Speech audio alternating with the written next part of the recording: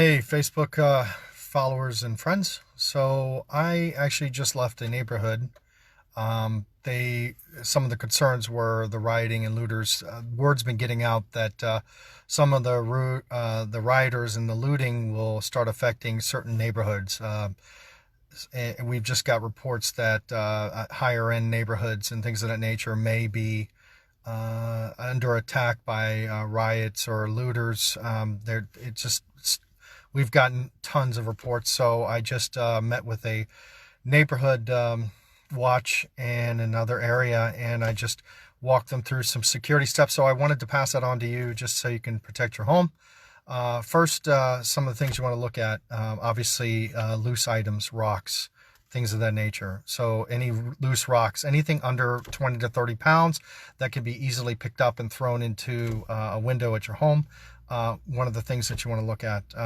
Also, looking at areas of entry. So potential areas of entry, some of your either your back porch or something to that effect. If it's needs to be taped, putting a deterrent in front of that door that's relatively heavy, so that way they can't just bust on through.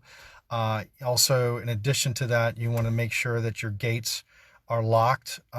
If you have a wooded gate, one of the recommendations I gave, especially if the latch doesn't work, putting a 2x4 and nailing it to the 2x4 across the door, making sure the door of the gate, so that way they can do that. If you have a chain link or a gate that can be chained up or locked, that is one of the areas that I think you should do as well.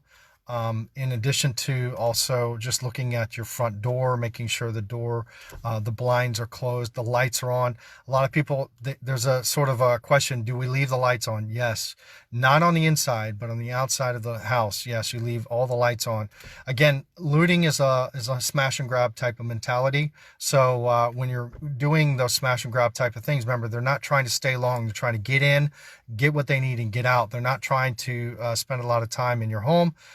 So this is, hey, you're welcome, Daniel. So these are some of the things you want to look at, especially when you're looking at, points of entry. Okay. Again, it's all about deterrent.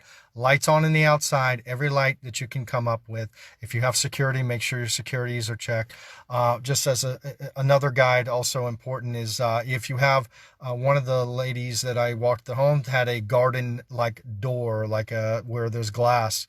So I told her to make sure that any kind of debris or rocks that could be thrown through that, making sure she tapes up like a hurricane, taping up that door, making sure there's a big something like sofa, heavy something in front of that.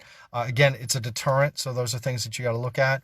Also, looking at your front door, making sure that if you do have, some people have a nice glassed sort of open door type of thing. Again, tape it up like a hurricane.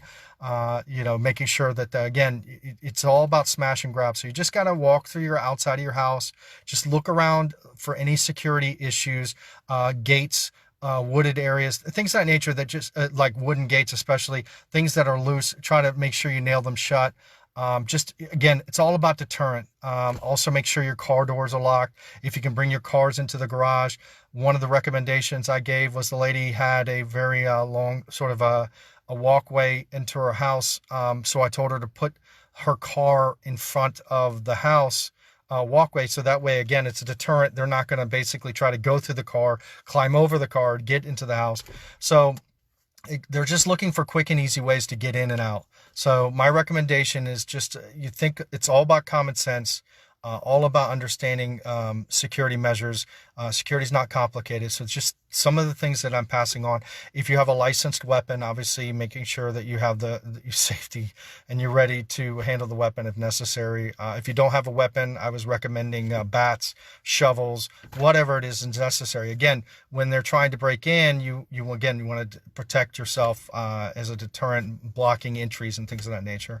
Also, my recommendation in the insurance side is making sure you check your homeowner's insurance. If you don't know your homeowner's insurance, that's a problem. So making sure you know your homeowner's insurance company, make sure you have your homeowner's information as well. And then your car insurance, make sure your car insurance is up to date.